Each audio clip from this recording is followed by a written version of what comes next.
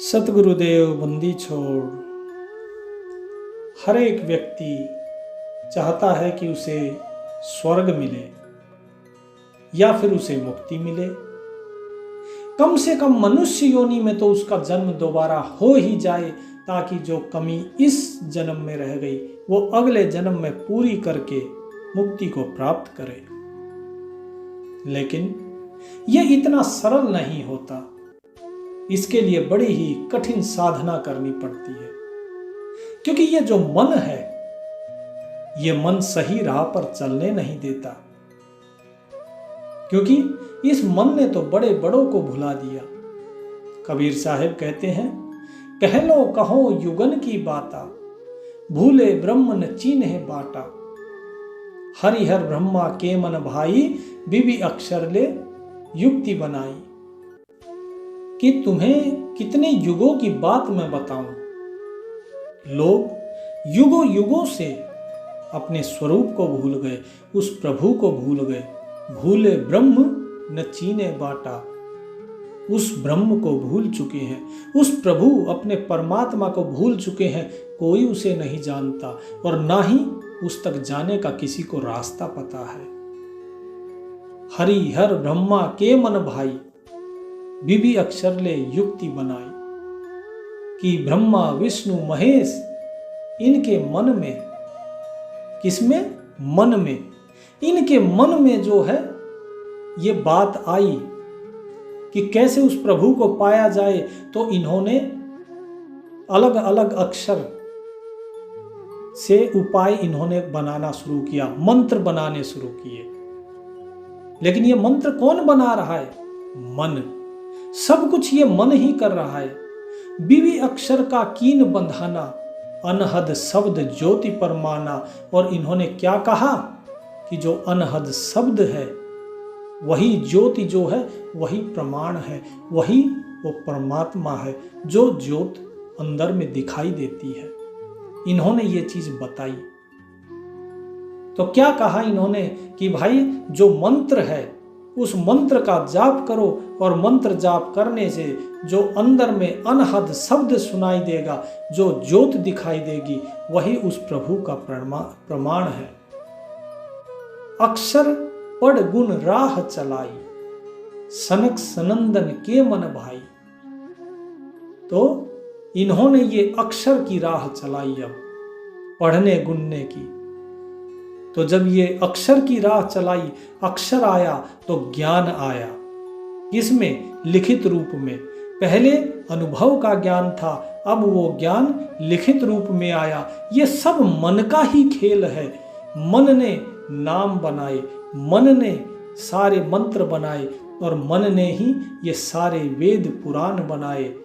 और ये चीजें जो उनके पुत्र थे ब्रह्मा के, सनक सनंदन सनकादिक और सनत कुमार, ये चारों पुत्रों के मन को भी ये अच्छा लगा। इसीलिए साहिब बार बार कहते हैं क्या? हरिहर ब्रह्मा के मन भाई। और आखिरी में क्या कहा? सनक सनंदन के मन भाई। कि ये सब के मन को अच्छा लगा। तो ये सारा संसार जो है ये मन के मते ही तो चल रहा है। लेकिन साहिब क्या कहते हैं कि मन के मते न चालिए, मन के मते अनेक। कि इस मन के रास्ते पे नहीं चलना चाहिए। इसके तो अनेकों रास्ते हैं, ये किसी एक रास्ते पे नहीं चलता। ये इधर से उधर कूदता फांदता रहता है। इस मन को काबू करना किसी बिरला के ही बस में होता है। तो क्या कहते हैं कि अक्षर पढ़ गुण राह चलाई, सनक सनंदन के मन भाई।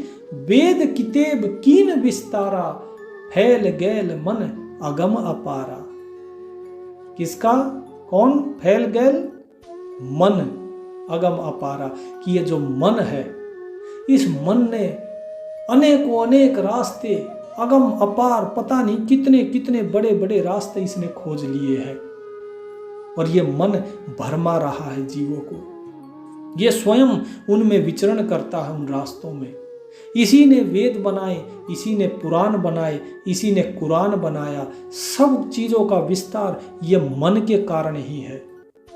ये मन ही है जो कुछ बना रहा है, ये मन ही की कल्पना है जो आप देखते हो, ये मन ही की कल्पना से ये संसार है, सब कुछ इस मन की कल्पना से है। और मन और माया के बारे में आपको पहले बता दिया पिछले सत्संग में, और मन के बारे में साहिब अब यहाँ समझा रहे हैं कि जो व्यक्ति जाना चाहते हैं स्वर्ग में, या जो व्यक्ति पाना चाहते हैं मुक्ति, उनके रास्ते में सबसे बड़ा जो संकट है, सबसे बड़ी बाधा है, वो किसकी है? मन की। कि ये मन अलग अलग दिशा में भागता है। क्या कहते हैं? चहु युग भक्तन बांधल बाटा, समझ न परी मोटरी फाटा। कि अलग अलग युगों के अंदर जितने भी भक्त हुए हैं, उन भक्तों का जो रास्ता रोका, वो किसने? बाट माने रास्ता। वो रास्ते में रोड़ा कौन बना? ये मन बना। इस मन ने जो है भक्ति के अंदर बाधा डाली, और लोगों को अब भी ये समझ में नहीं आता कि ये मन जो है, इस मन को ही तो काबू करना है। जो नाम दान गुरु के द्वारा दिया जाता है, ये किस कारण? क्या आपको लगता है कि सिर्फ इस नाम से मुक्ति होती है? ये नाम इस मन को एकाग्र करता है, इस मन को वश में करता है, और जब मन वश में हो जाएगा, आपके वश में हो जाएगा, फिर आप जैसे चलाना चाहोगे ये मन वैसे चलेगा। और जब मन व्यक्ति के काबू में हो जाता है, व्यक्ति के अधिकार में हो जाता है, तो व्यक्ति कुछ भी प्राप्त कर सकता है, क्योंकि सब कुछ तो मन के ऊपर निर्भर करता है। इसीलिए कहते हैं मन के हारे हार है और मन के जीते जीत। कि मन हारा तो आप हार गए, मन जीत गया तो आप जीत जाते हो। जब तक मन से हार नहीं मानोगे तब तक हारे नहीं हो। इसलिए उठो, जागो और अपने मन को नियंत्रण में करो। ये मन ऐसा है, ये चारों दिशाओं में भागता है। बहु भय पृथ्वी दहु दिस धावे, अस्थिर होए न औषध भावे। होए भिस्त जो चित्त न डुलावे, खसम छोड़ दो जख को धावे। कि भाई जैसे एक कुत्ता होता है, उस कुत्ते को अगर घाव हो जाए, कीड़े पड़ जाए, तो वो एक जगह नहीं टिकता, वो इधर उधर भागता रहता है। और जब तक वो एक जगह रुकेगा नहीं तो उसे औषधि कैसे लगेगी? अगर एक जगह रुके तो जो औषधि वाला है वो उसको औषधि लगाए। ठीक इसी प्रकार ये मन जो है, ये मन अलग अलग दिशाओं में विचरण करता है। एक पल में ये आपके पास यहाँ है, दूसरे ही पल ये किसी रिश्तेदार के पास पहुंच जाएगा, तीसरे ही पल इसकी सोच कहीं और चली जाएगी, चौथे पल इसकी सोच फिर दोबारा आपके पास आ जाएगी। ये हर एक पल में ये मन कहीं ना कहीं पलक झपकते ही पहुंच जाता है।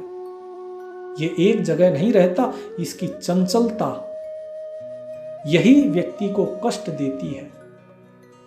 कोई व्यक्ति पढ़ाई कर रहा है तो मन इधर उधर भागता है। इसीलिए जो भक्त होते हैं उनको विद्यार्थी की तरह रहना चाहिए, और विद्यार्थी का मन एकाग्र होना चाहिए, तभी वो शिक्षा ग्रहण कर सकता है, अन्यथा नहीं। विद्यार्थी के लिए क्या कहा गया है? काक चेष्टा बको ध्यानम, स्वान निद्रा तथैव च, अल्पाहारी ग्रह त्यागी, विद्यार्थिना पंच लक्षणम। कि उसकी चेष्टा किसी चीज को सीखने के लिए कैसी होनी चाहिए? कौवे की तरह। जैसे कौवे की चेष्टा होती है, वृत्ति होती है कौवे की, वो किसी चीज को अगर देख लेता है, भोजन का एक टुकड़ा भी उसे मिला, तो जब तक वो उसे उठा नहीं लेगा वो हिलता नहीं है, वो वहीं पे अपना डेरा जमा के रखता है और मौका मिलते ही उस टुकड़े को उठा ले जाता है। इसी तरह बगुले की तरह उसका ध्यान होना चाहिए। बगुला एक टांग पर खड़ा रहता है नदी में, और जैसे ही मछली उसके आसपास आती है, जब मछली को ये विश्वास हो जाता है कि यहाँ कोई नहीं है, कोई हलचल नहीं है, तब वो तैरती हुई आती है और अपने शिकार को बगुला तुरंत मारकर खा जाता है। इसी तरह कुत्ते जैसी नींद होनी चाहिए। तो ये सारी चीजें सिर्फ विद्यार्थी नहीं, ये साधक के ऊपर भी लागू होती है। साधक को ऐसा होना चाहिए, लेकिन ये सभी चीजें तब होंगी जब उसका मन उसके वश में होगा। यदि मन वश में होगा तो उसकी चेष्टा प्रभु के प्रति रहेगी, उसकी चेष्टा लगन उसकी प्रभु में होनी चाहिए, प्रभु के नाम में होनी चाहिए। वो नाम एक पल के लिए भी भूलना नहीं चाहिए। उसका ध्यान बगुले की तरह केवल अपने प्रभु के नाम में होना चाहिए। हर श्वास श्वास में उसका नाम लो, ऐसा ध्यान होना चाहिए। और उसकी नींद कुत्ते की तरह होनी चाहिए। जैसे कुत्ता होता है, कुत्ता सोता भी है लेकिन साथ में उसका ध्यान ये होता है कि कोई आया तो नहीं। जैसे ही हल्की आवाज हुई उसकी नींद खुल जाती है। ठीक इसी तरह जो भक्त होता है, जो साधक है, उसको निरंतर प्रभु का नाम लेते हुए सुमिरन करते हुए सोना चाहिए। एक पल के लिए भी सांस रुके तो तुरंत उसकी नींद खुल जाए और फिर जो है नाम जाप में लग जाए। इसी प्रकार उसे अधिक भोजन नहीं करना चाहिए। अल्पाहारी ग्रह त्यागी। अल्पाहारी का अर्थ है कि उसे भोजन कम करना चाहिए। अधिक भोजन, गरिष्ठ भोजन, ये नींद, प्रमाद, आलस्य इसको बढ़ाते हैं। तो नींद, आलस्य, प्रमाद इनसे बचने के लिए भोजन संयमित करें, संतुलित आहार लें और कम आहार लें। मन करेगा अच्छी अच्छी चीजें खाने का, लेकिन मन को नियंत्रण करो और केवल वही भोजन करें जो कि खाने लायक है, एक योगी के, एक भक्त के। और ग्रह त्यागी होना चाहिए। ग्रह त्यागी का अर्थात ये नहीं कि आप घर छोड़ के चले जाओ। पहले शिक्षा प्राप्त करने के लिए क्या होता था कि बच्चों को गुरुकुल में भेजा जाता था ताकि वहां पे वो रहकर अपने परिवार से दूर रहें, ताकि उनके अंदर जो मोह का बंधन है माता पिता का, उससे वो विमुख हो और उनका ध्यान केवल पढ़ाई में रहे। जिसका ध्यान अगर घर के क्रियाकलापों में रहेगा वो पढ़ाई कैसे करेगा, क्योंकि घर पे कोई ना कोई कुछ ना कुछ बात करता रहेगा। ठीक इसी तरह जो भक्त है उसको भी एकांत में बैठकर अपनी ध्यान साधना करनी चाहिए। अलग कमरे में बैठिए, अलग से कोई जगह देख लीजिए, वहां बैठिए जहां आपको कोई डिस्टर्ब ना करे, तो ऐसी जगह पे बैठिए। तो ये जो भक्त और विद्यार्थी, इनके लक्षण बताए गए हैं। लेकिन ये तभी संभव है जब मन वश में हो आपके, अन्यथा ये मन दसों दिशाओं में भागता रहेगा और ये स्थिर नहीं होगा। और जब तक ये स्थिर नहीं होगा तब तक वो राम नाम की औषधि जो है वो काम नहीं आएगी। तो राम नाम की औषधि होगी तभी आपका उपचार हो सकता है। तो अपने मन को राम नाम में लगाइए। तो साहिब यही कह रहे हैं, होए भिस्त, भिस्त का अर्थात है स्वर्ग। होए भिस्त जो चित्त न डुलावे। यदि मन आपका डोलेगा नहीं, मन एकाग्र होगा तो स्वर्ग अपने आप मिल जाएगा।